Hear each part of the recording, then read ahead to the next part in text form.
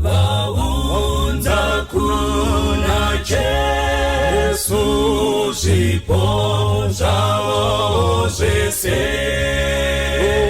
Rudo kuna mponesi waita vamupe. Mazvi ese emutsa kubatsira vamwe. Zvese zvezvipo zvavo akazvigashira. Waunza kuna Jesu chipo chakanaka. Itandako pamoyo pamakumbo ako. Pakange pane mfambi aidawo kupa. Akaonawo zvipo zvaipatenzi. Aidisa zvikuru kuti ape chipo. Akamirawo pedyo asina nechiro. Waunza kuna Jesu chipo chakanaka. Itandako pamoyo pamakumbo ako. Achema atitezi ndimi mulemutsa. Tora zvese ndinazvo nemoyo wechivi. Jesu akapindura chikuru chipo chako.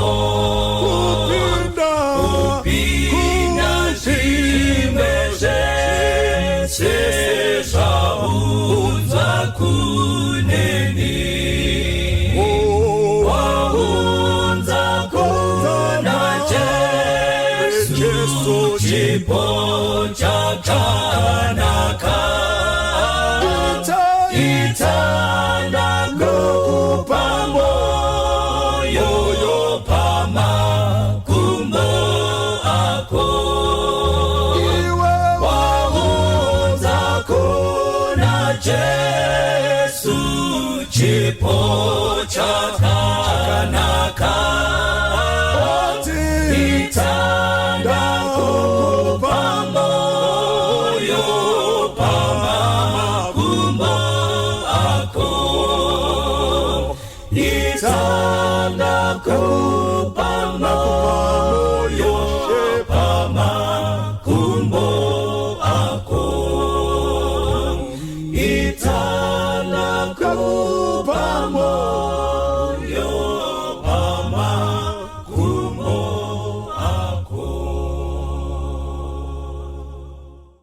Kwazuwai vanhu vaMwari, tinoda kutenda Mwari panguva ino apo tapinda mukati meshoko raMwari tichinzwa rugwaro rweshoko raMwari mukati menguva dzemazuva atiri kurarama, apo chivi chakwirira zvakadai zvekuti mukati menyika zvoita sokuti hamuchina Mwari, asi iye Mwari aripo pakati pavanhu.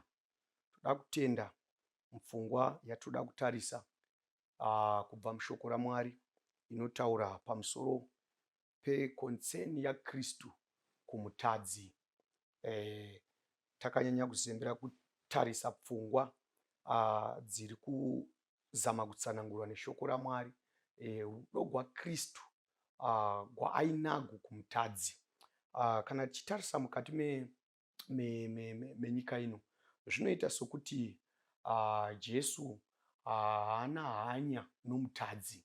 But kana tichiverenga shoko raMwari rinotiburitsira pachena pfungwa dzinokosha, pfungwa dzakawanda dziri pamusoro pomutadzi naKristu. Pfungwa yatinoda kuti Mwari pamangwanani ano atibatsire kubva mushoko ravo ndeyekuti nyika yose nekuzara kwayo iyi pfungwa yaMwari yekuti vanhu deno vatendeuka vagamuchira Kristu samuponesi, vabva mukati mechitema vararama upenyu hwaKristu. Nekuti tiri kutorarama mukati memazuva okupedzisira, tiri kurarama mazuva ekupendegwa kwerungano rwenyika ino. But Mwari havagoni kuti vapendere nyika ino apo vatadzi kana kuti vatadzi vachirarama muchitema. Mwari unoda Jesu uripo kuti vatadzi vasunungurwe mukati mechitema. Nzira yekusunungurwa kwemutadzi iri pachena, haitengwi. Nzira yekusunungurwa kwemutadzi iri pachena nekuti shoko raMwari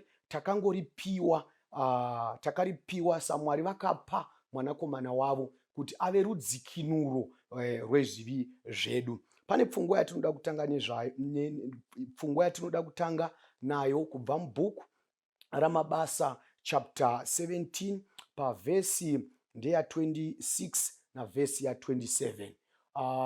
Inoti iyo panapa vhesi 26 inoti, wakaita marudzi ose evanhu achibva kumunhu mumwe chete, zvikanzi kuti vagare pose panyika, ambotara nguva dzavakatemerwa nemiganhu yekugara kwavo.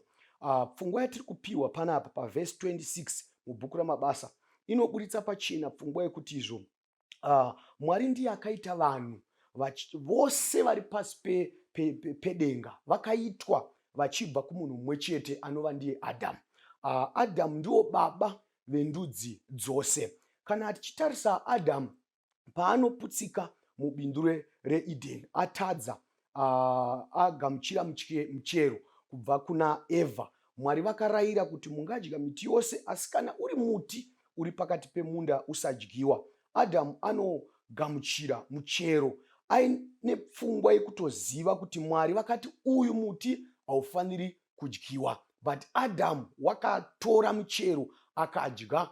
Mwari vanotaura pfungwa yavo pana Genesis chapter 3 pavhesi ya17. Jehovha unoti kumunhu akati, zvawateerera inzwi romukadzi wako ukadya muti wandakarayira kuti usadya, zvino nyika yatukwa nemhosva yako. Saka pfungwa yatiri kubata panapa yave kutsanangurwa kuna Mabasa chapter 17. Pari kutaurwa nyaya yekuti marudzi ose akabva kumunhu mumwe chete ari Adhamu.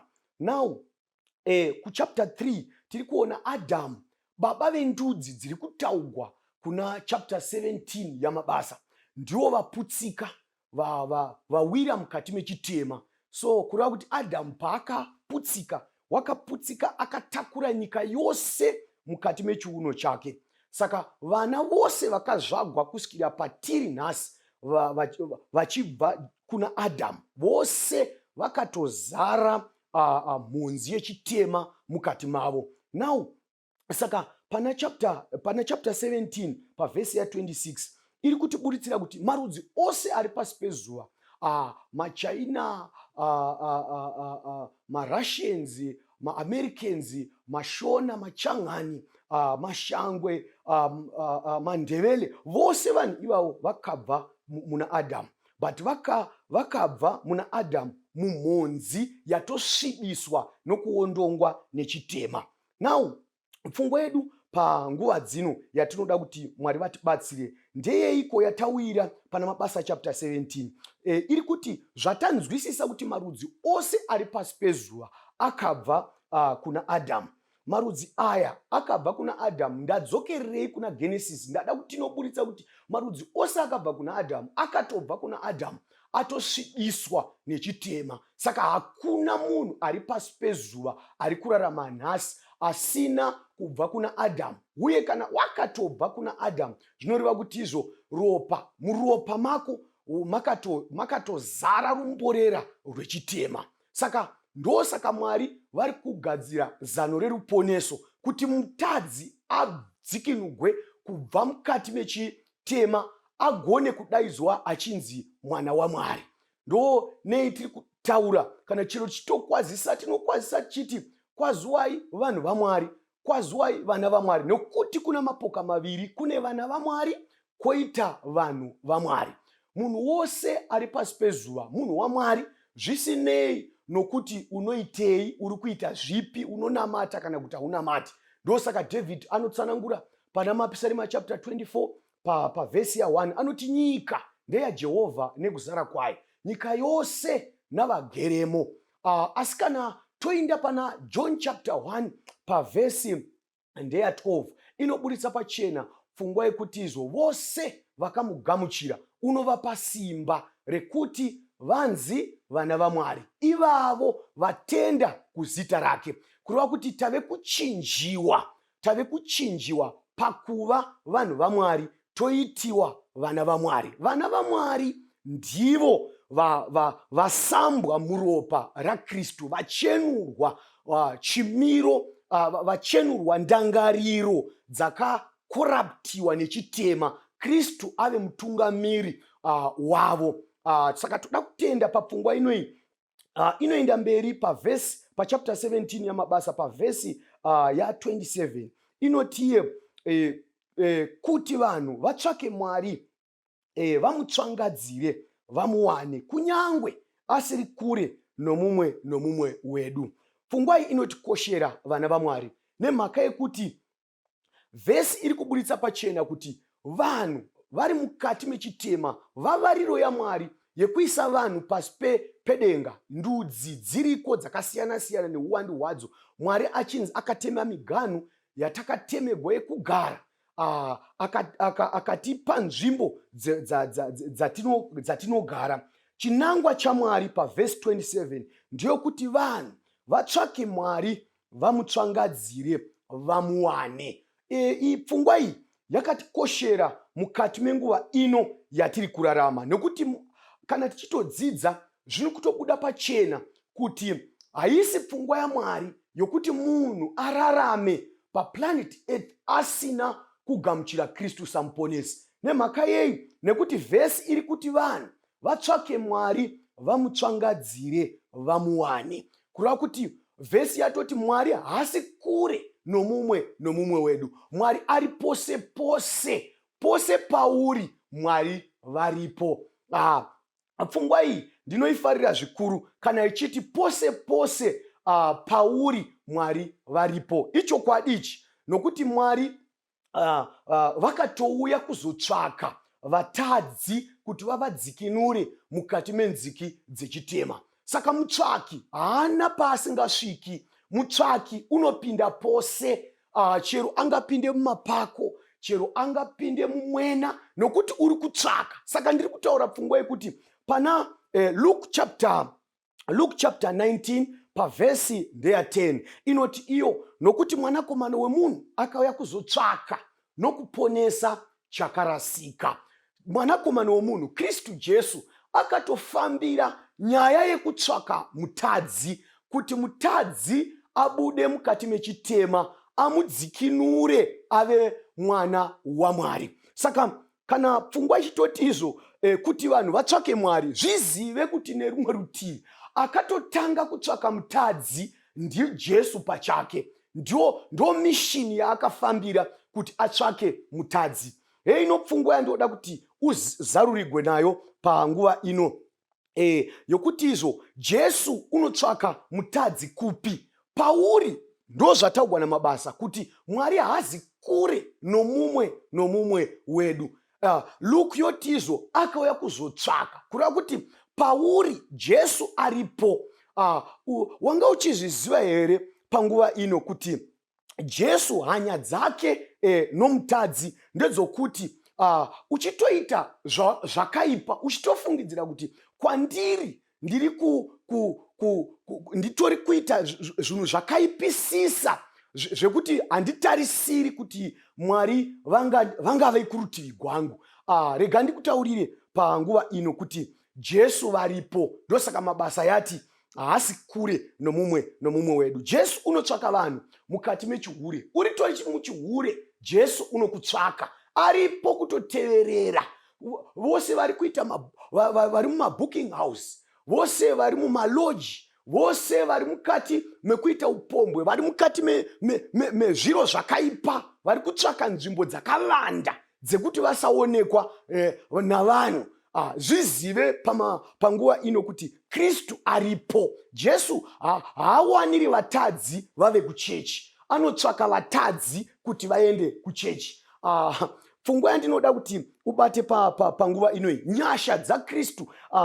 Kana tichizosvika pakunopendegwa kwerungano gwenyika inoi, mutadzi achizoparadzwa, kana kuti nekuti gehena harina kugadzirirwa munhu, gehena rakagadzirirwa Satani nengirozi dzake. But kune vanhu vachajoina Satani kuboka rekuenda kunoparadzwa nemhaka yekuti vakaramba nyasha dzaKristu dzavakaitigwa, nengari yekuti ruponeso rwaKristu kuri pachena ende gwakakura zvakadai zvekuti Mwari vari kuteverera mutadzi pose paari kufamba. Imbofunga iwewe, kana dai Mwari vasina hanya nomutadzi, zvingani zvaunoita panguva dzousiku, zvingani zvaunoita namagirlfriend uchidhiraivha dzimotikari mumigwagwa mune riski, uchipinda panzvimbo dzakasiyana-siyana. Vanhu vanofamba 12 o'clock midnight, vamwe vachipinda mwena kunoitira zvakaipa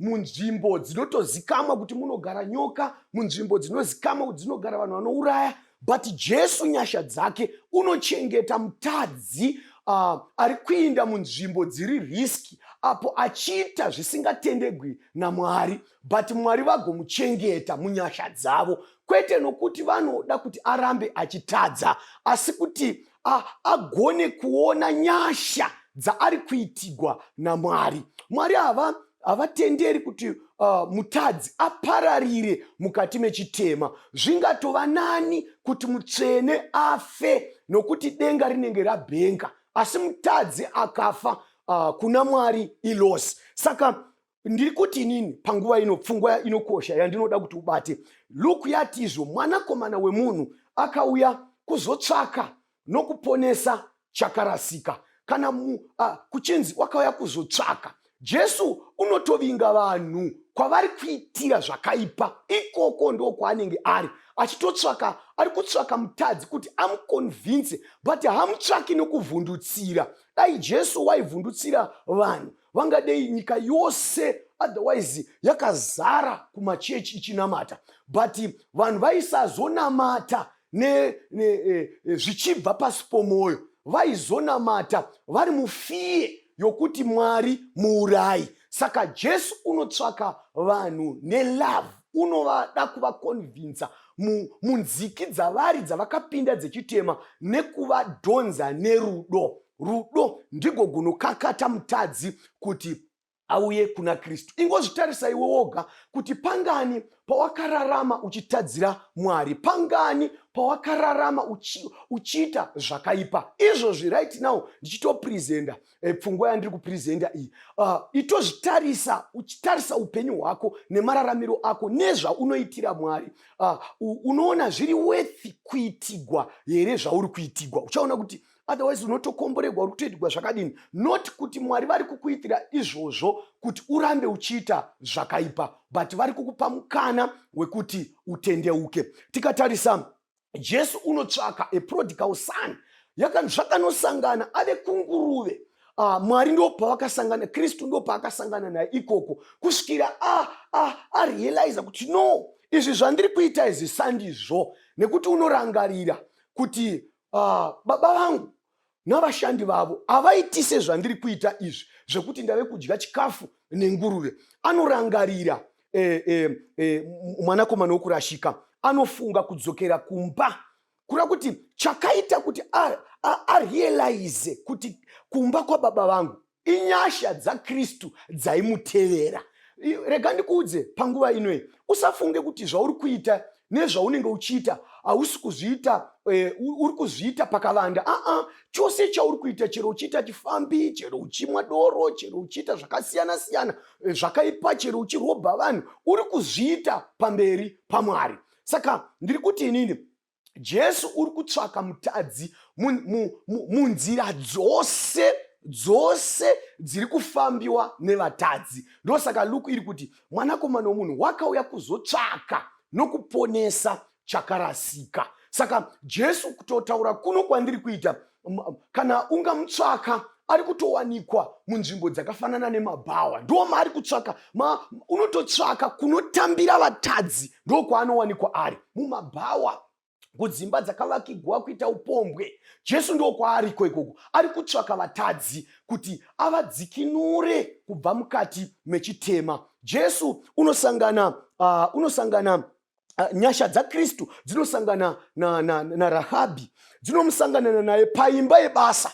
Ndiri kuti inini nyasha dzaMwari dzinokutevera zvakadai zvokuti dzinosvika paunoitira mabasa ako. Wakasangana naRahabhi paimba yebasa yakanga iri nzvimbo yokuitira upombwe, but Rahabhi unosangana nevashori vachitaura pamusoro pezvaifanira kuzoitigwa Jeriko. But Rahabhi unoti mundirangarirevo, vanomuudza chiratidzo chinofanira kuitika kuna Rahabhi, kuti kana vachinge vozouya Rahabhi aponeswe. Haana kuzoponeswa oga, but akaponeswa iye neshamwari dzake neveimba yake. But wakaponesegwa paimba yebasa rakanga riri basa risina kufanira pamberi paMwari. Ndiri kuti inini, rako basa nderipi ringakukonesa kuti usangane nenyasha dzaKristu? Kana Kristu wakagona kusangana netsotsi rakanga richinzi Jakobho,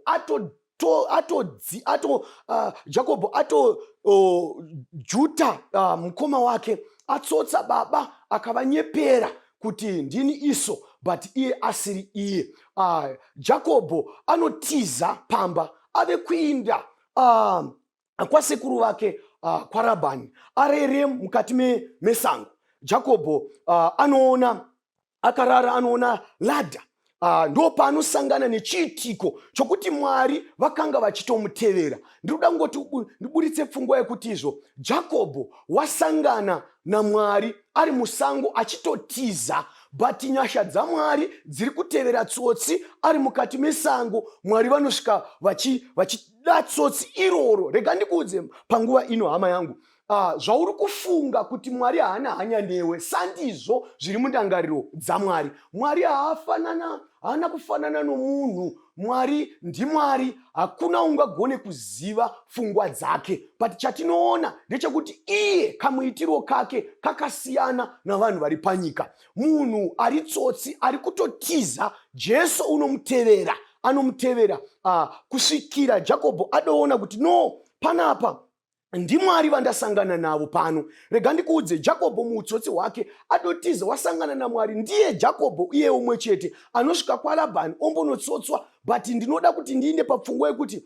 wakanoropafadzwa kuva nepfuma Jakobho rakanga riri tsotsi ari kumba kwaLabhani, iye ambobva kwaabva riri tsotsi. Ndoda ngoburitsa pfungwa yekuti izvo Jesu unotitsvaka, anotitsvaka tiri muzviro zvedu tichitoita zvakaipa. Jesu ndo paanotiwana. Une hanya Jesu nomutadzi. Vanoti ivo vachiuya kuna Jesu, vanouya naye nomukadzi akanga abahwa achiita upombwe. Vanosvika naye vachiti murayiro waMozisi unoti uyu munhu unofanira kutakwa nemabwe. Imi Kristu munoti kudini? Jesu unokotoroka achitarisa pasi, anoti pakati penyu kana pana asina kumbotadza, ngaatore dombo atake mukadzi uyu. Paanosumudza musoro, vose vakanga vachipa mukadzi mhosva vakanga vatiza. Jesu unomubvunza kuti vanga vachikupa mhosva varipi? Anoti hapana, zvikai neni handikupi mhosva, enda asi usatadzezve. Ndiri kuti kudii panguva ino? Ndiri kuti mukadzi wakasangana naKristu achitobva pachiitiko chekuita upombwe, but Kristu ndipo paakamuwanira. ndiri kuti kudii hama dzinodikanwa, mukati menguva yemazuva atiri kurarama, kuda kurarama usina Kristu, but nyasha dzaMwari dzakafukidza denga rose, rakafukidza nyika yose. Pauri kutoita zvakaipa, mukusuta mbanje, mukumwa, mukuita zvakasiyana siyana, nyasha dai dzisi nyasha dzaKristu, zvauri kutoita zvai zvisingatoitiki. Inyasha dzaMwari kuti utoita zvauri kuita izvo, noti kuti Mwari ari kutendera kuti zviitike zvakaipa, but nyasha dziri kutitendera kuti tiite izvozvo tiri munyasha, but Mwari vachitsvaka kuti mutadzi adzoke pakuipa kwake. Mwari wekudenga ngavatiitire zvakanaka, Mwari wekudenga vatikomborere. Chii chatinoona papfungwa yaKristu nomutadzi? Tinosangana nepfungwa iri pabhuku ra1 John chapter 4 pavhesi ndeya 10. Vhesi ya10 inoti iyo rudo ruri pachinhu ichi, kuti hatisi isu takada Mwari, asi kuti ndiye wakatida akatuma mwanakomana wake kuti ave rudzikinuro rwezvivi zvedu. Pfungwa ile tiri kubata pana 1 John panapa iri kuburitsa pachena pfungwa yekuti hatisi isu takada Mwari. Pfungwa iyi inondinakidza zvikuru kana ndichiidzidza. Inoti iyo rudo, tiri kutaura pamusoro perudo rwaMwari kuvanhu. Ari kuti kwanzi munhu haasiri iye wakada Mwari, asi kuti Mwari ndiye wakada mutadzi akatuma mwanakomana wake kuti ave rudzikinuro rwezvivi zvedu. Sei shoko raMwari riri kuti hatisi isu takada Mwari? Kana ukaenda kubhuku ra1 Corinthians chapter 2 pavhesi ya14 inoti zvino munhu sezvaakaberekwa haagamuchiri zvinhu zvemweya waMwari, nokuti haazvihwisisi upenzi kwaari, zvinotohwisisiwa nowo mweya. Munhu chizvarigo chake, sezvandamboreva kubva pakutanga, kuti wakakanganiswa nechitema, takazvagwa, pfungwa dzedu dzakakoraptiwa nechitema. Pauro ari kuti munhu sezvaanoberekwa haatogamuchiri zvinhu zvemweya waMwari, haatozvihwisisi upenzi kwaari. Saka pfungwa yatiri kunobata manje pana 1 John iri kuburitsa pachapter 4 iri kuburitsa pachene kuti chokwadi rudo rwaMwari guri pachinhu ichi chokuti munhu asina hanya naMwari, asina hanya nepfungwa yekunamata, asi tori nei naMwari wacho, vhesi yoti rudo rwaMwari ndopagunoonekwa kuti wakada munhu asingadikiki, munhu ari kutotiza Mwari. Kristu ndiye waari kuchingidzira kuti asatize, amuitire nyasha dzokuti amuponese. Saka kwai rudo rwacho guri pachinhu ichi, chibate chinhu chacho. Hatizi isu takada Mwari, asi kuti ndiye wakatida. Rega ndikudza hama dzinodikanwa panguva ino, bata pfungwa iyi kuti Mwari wedu ndiMwari wenyasha, ndiMwari ane hanya nomutadzi, nokuti isusu pane zvatiri zvose kana kuti zvatinorarama, uchaona kuti hakuna kana even chituku chatingati tinoita chingaite kuti izvo tiwane ruponeso, but nemhaka yenyasha dzaKristu Mwari vaita kuti tive vana vake nokumugamuchira. Pfungwa iyi ndoda kuti uibate panguva ino. Jesu unotevera mutadzi sezvandamboreva, unomutevera munzira dzakasiyana siyana. Kana tichitarisa pfungwa iri kutaurwa naJohn panapa yokuti rudo rwaMwari ruri pachinhu ichi, kuti hatisi isusu takada Mwari, asi kuti iye ndiye wakatida. Pfungwa iyoyo inondifadza pakuti ndinoti mashoko andiri kutaura anosimbiswa neshoko, nokuti Mwari dai taigona kuzova nechimwe chatingaita panyaya yeruponeso gwedu, taigona kuzvirova chifuva, but nemhaka yekuti panyaya yeruponeso inyaya yaMwari, chako chaunofanira kuita iresponse yaunofanira kupa kuna Mwari parukoko guri kuitwa naMwari, kuti ini Mwari handina kana chituku chandinogona kuti ndiite, but chandinogona kuita kupa rudaviro kushoko renyu, kuti shuwa ini ndakadzikinurwa mukati nechitema kuburikidza neropa raKristu. Kwanzi rudo guri pachinhu ichi hatisi isu takada Mwari, asi kuti ndiye wakatida. Regai tiende pana Romans chapter 5 pavhesi ya6 inoburitsa pfungwa iyoyo inotikoshera zvekare. Inoti iyo nokuti tichiri pakushayiwa simba, Kristu panguva yakafanira wakafira vasingadi Mwari. Haleluya, vanhu vaMwari. Tichiri pakushayiwa simba, Kristu panguva yakafanira wakafira vasingatodi Mwari. Hatina kufigwa naKristu pamuchinjikwa tave kuenda kuchechi. Hatina kufigwa naKristu tave kuda Mwari. Hatina kufigwa naKristu tarega upombwe. Hatina kufigwa naKristu tarega kudhakwa. Hatina kufigwa naKristu tarega mbanje nemutoriro. Hatina kufigwa naKristu tarega zvimwe zvose zvakaipa zviri kuitwa pasi pezuva. Hatina kufigwa naKristu tarega izvozvo. But Kristu wakatifira, ari kuti tichiri pakushayiwa simba, Kristu panguva yakafanira wakatofira vasingatodi Mwari. Rega ndikuudza hama yangu, ikoko kuto mundangariro dzako, pfungwa dzako zvadziri nenyaya yekunamata, kana ukataurirwa nyaya yekunamata, zvinoita pfungwa dzako, zvinotoita indiketa mupfungwa mako kuti hauna hanya nenyaya yekunamata, unotovenga chinhu chinonzi kunamata. Ipapo ndo pari kutonzi tichiri pakuita izvozvo, Kristu ndo paakafira vane taipi yavanhu vakadaro. Saka rega ndikuudza hama yangu, kurega kunamata ipfungwa iri mauri, yakazadzwa nomuvengi. Haisi yako pfungwa iyi, ipfungwa yakadzvagwa nomuvengi diablos. Saka Kristu une hanya yokukwatura pfungwa yakadzvagwa nomuvengi, aise pfungwa yatakanga tiri kubva pabindu reEdheni. Pfungwa yatakanga tiri kubva pabindu reEdheni inonzi naMuparidzi chapter 7 pavhesi ya29, anoti asi tarira chinhu chimwe chandakaona ndicho kuti Mwari akaita munhu akarurama, asi ivo vanhu ava vakazvitsvakira mano mazhinji. Muparidzi iri kuburitsa pachena pfungwa yekuti munhu haana kusikwa ari zvataakurarama tiri iye zvino. Munhu wanga asina upombwe, munhu wanga asingabi, munhu wanga asina godo, munhu wanga asina ruchiva, munhu wakanga arisiri tsotsi, munhu wakasikwa akafanana nemufananidzo waMwari. Ndiyo pfungwa ina Kristu yokudzosera mutadzi back to Eden, zvatakanga tiri kubva pamavambo. Iyi pfungwa yatiri kurarama nayo iye zvino sandiyo pfungwa yaMwari, but ipfungwa yakadzvagwa nomuvengi, isiri pfungwa yababa vedu vari kudenga. Nokuti munhu wose akasikwa nomufananidzo waMwari. Uchitodhakwa uri mumufananidzo waMwari, uchitoba uri mumufananidzo waMwari, uchitoita chihure uri mumufananidzo waMwari. Saka ndo basa raKristu rokuti iye munhu wandakaita mumufananidzo wangu unofanira kufanana neni zvekare. Kunyange muvengi akapindira akaita kuti tibve mukurangarira nekufunga kwaidiwa naMwari, but Kristu unodzoka kwatiri oti izvo muchiri pakutoshayiwa simba, ipapo ndipo pandakafira vatadzi kuti tidzikinugwe. Teererai munzwe vanhu vaMwari, panguva ino ndonopendera rusando gunogu. Pfungwa yandinoda kuti mubate, zvikanzi izvo pavhesi ya8,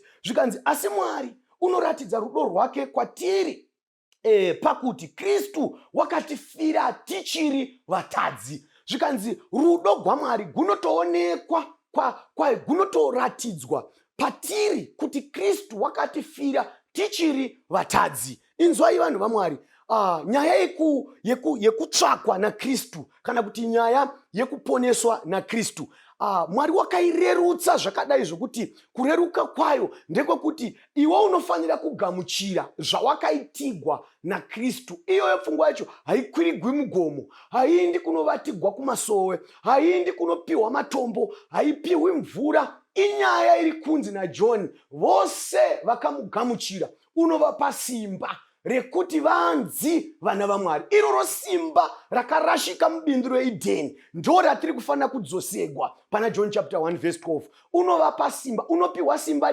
zvikanzi vose vamugamuchira vanopiwa simba iroro rekuti vadanwe zvekare vachinzi vana vaMwari. Nekuti takambodanwa nemumwe mudanigo usiri iwo unotaugwa naJohn chapter 8 pavhesi ya44, oti imi muri vababa venyu diablos, munoita kuda kwa baba venyu. Sei John woti imi muri vababa venyu diablos? Nemhaka yekuti zvave kuitwa nomunhu sandi zvababa vake vari kudenga. Zvababa vedu vari kudenga kurarama murudo nemunyasha dzavo, kurarama taburitswa muchitema, chihure, kuvenga, kuba, godo, gakava, mabasa ose akaipa. tabuda maari ndo ababa vedu Jesu Kristu. Saka Jesu right now uri kugwisa kuti mutadzi aparadzane nechitema. Mutadzi unofanira kuparadzana nechitema. Tinoparadzana seiko nechitema? Tinoparadzana nekugamuchira Kristu samuponesi. Nekugamuchira Kristu samuponesi, kumugamuchira. Vesi inoti inobuditsa pachena pfungwa yekuti izvo vanotenda kwaari varege kufa asi vave neupenyu husingaperi. John chapter 3 pavhesi ya 16. Mwari wakada nyika nekudaro kuti wakapa mwanakomana wake mumwe oga, ani nani unotenda kwaari arege kufa asi ave neupenyu husingaperi. Saka muna Kristu tinowana upenyu, muna Kristu tinowana kuzorora, tine freedom kana tapinda muna Kristu, tine upenyu husingaperi kana tapinda muna Kristu. Ndo saka zvakazarugwa ichibuditsa pachena pfungwa yekuti vakaropafadzwa vanofa vachifira muna Kristu. Zvizive tichitorarama munyika inofiwa, iri kurwariwa, iri kufiwa. Saka the more uchitoita chitema, uzvizive kuti mazuva ekuswedera nhano dzekuswedera kurufu dziriko. But mubvunzo ndewekuti uri kufa uri kurutivi gupi, uri kufa uri kunani? Nekuti vhesi inoti vakaropafadzwa vanofa vachifira muna Kristu. Saka pfungwa yekufira muna Kristu nepfungwa yekuwana freedom iri pakugamuchira Kristu samuponesi. Teererai munzwe vanhu vaMwari, panguva inoi Mwari wekudenga ngavakuitirei zvakanaka, Mwari wekudenga ngavakukomborerei. Haisi pfungwa yekuzvijaja kuti ina handisi wekudenga. Nyaya yekunamata ndiana nhingi, ndiye vafundisi, ndiye madhikoni, ndiye aiwa. Mwari uri kutokuda, wakabata koti rako iroro, Mwari vane hanya newe. Uchitobva muimba yechifeve, Mwari vane hanya newe, nokuti variko vakatowanikwa vari muzvinhu izvozvo, but nhasi vari kudaidzwa, vakadaidzwa vachinzi vanhu vaMwari. Toda kutenda panguva ino kuti Mwari ngavakutungamirire, Mwari vakuitirei zvakanaka, Mwari vakupe nyasha. Usazvidzikisira but uzvisumudzire kuti ini ndiri mwana waMwari, uye Mwari vakandida, Mwari vane hanya, Mwari vane chinangwa neni kuti inini ndiponeseke. Mwari vane rudo rukuru mukati meupenyu hwangu kuti ndidaidzwewo ndichinzi mwana waMwari. Pane pfungwa yandinoda kupedzisa nayo kuti kana taenda kuna Kristu tikamugamuchira, tikaenda tikamugamuchira, tikatenda kuti shuwa Kristu ndamuda, ndega handigoni, but zvinoitwa nenyasha dzake. Kana ndabvuma izvozvo ndatenda kuzvigamuchira, Kristu unoita sei zvizva zvakaitika kwatiri panyaya mukati meupenyu hwedu. Kana ukaenda mubhuku ramabasa pachapter 17 pavhesi ya 30 inoti naizvozvo Mwari wakarega hake kurangarira nguva dzokusaziva, asi unorayira vanhu vose kwose kwose kuti vatendeuke. Mwari ari kuti izvo chero wanga uchita zvakaipa paunodzoka kwaari, hazvinei kuti wave nemakore mangani, hazvinei kuti une nguva yakareba zvakadii wakazvagwa usinganamati. Mwari ari kuti vose vanodzoka kwavari unovakangamwira, unovaregerera kudarika kwavo kwose. Unovaregerera. Isaiah 1:18 yoti chiuyai zvinotitaurirane, nyangwe zvivi zvenyu zvakaita semucheka mutsvuku ndichazvichenura samakusha amakwai, kunyangwe zviri zvishava somuti mushava zvichachena samazaya echando. Kureva kuti Jesu une simba, ndiye ane simba rekuchenura mutadzi kuti ave wakarurama pamberi paMwari. Saka zviri kwauri panguva ino kugamuchira Kristu ane simba rekusunungura. Hauna chaunoita kana waenda kwaari, iye ndiye ane basa rekukuregesa zvose zvakaipa. Chaari kutsvaka iresponse kubva kwauri kuti wada here Kristu uyu, watenda here kumugamuchira. Kana wamugamuchira unokuregerera kudarika kwako, anokuita mwana wake, unokutangisa patsva, odzima rugwaro rwose rwanga kuchinyogwa pamusoro pako pezvakaipa, wotanga a new page, upenyu hutsva muna Kristu. Mwari wekudenga ngavatiitire zvakanaka, Mwari wekudenga vatikomborere panguva dzino. Regai tivhare pfungwa ino nomunamato. Baba vedu namuponesi wangu Jesu, toda kutendai panguva ino neshoko ramatipa panguva yakafanira. Iro rishoko rinofanira kuva munondo unofanira kundobaya panoparadzana mongo namapfupa. Tishandurei tigone kudanwa tichinzi vana venyu, tishandurei tive nekarekta yenyu Kristu, nokuti patinotarisa kumuchinjikwa wenyu tinoshandugwa tichifanana nekarekta yenyu. Bvisai karekta yakaiswa nomuvengi, muise karekta yechimiro chokudenga. Tatenda Mwari kudenga, neni wamashandisa ndibatsirei, munditungamirire, ndifananevo nemwi, tifanane nemwi, tiponeswe pamwe chete nevachaponeswa kuburikidza nerusando igogunoku. Mwari wekudenga, tinokutendai muna Jesu, tinonamata nekusingaperi. Amen. Tanzwa kunakisisa, Jesu aponesa, iro sokuraura,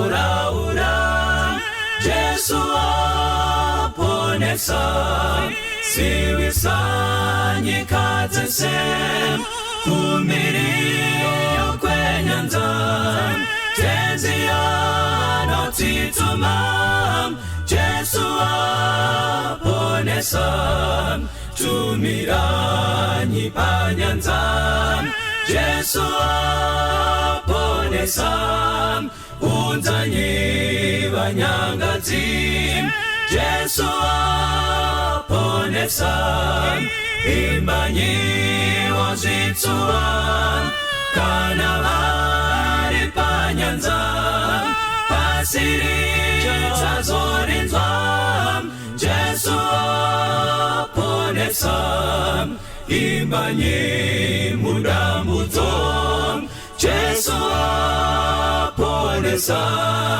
neupenyu nerufu, Jesu aponesa, imbanyi nekupfawa, moyo unodamutsa, imiranyi paguva, Jesu aponesa, ipa izwi pamweya, Jesu aponesa, kuti ndudzi dzizoda, Jesu aponesa, daidza kuponeswa, mumakonde ninga, miore kukurira, Jesu aponesa, ipa izwi pamweya, Jesu aponesa, kuti ndudzi dzizoda, Jesu aponesa, daidza kuponeswa, mumakonde ninga, miore kukurira, Jesu aponesa, daidza kuponeswa, mumakonde ninga, miore kukurira, Jesu aponesa, miore kukurira, Jesu aponesa, miore kukurira, Jesu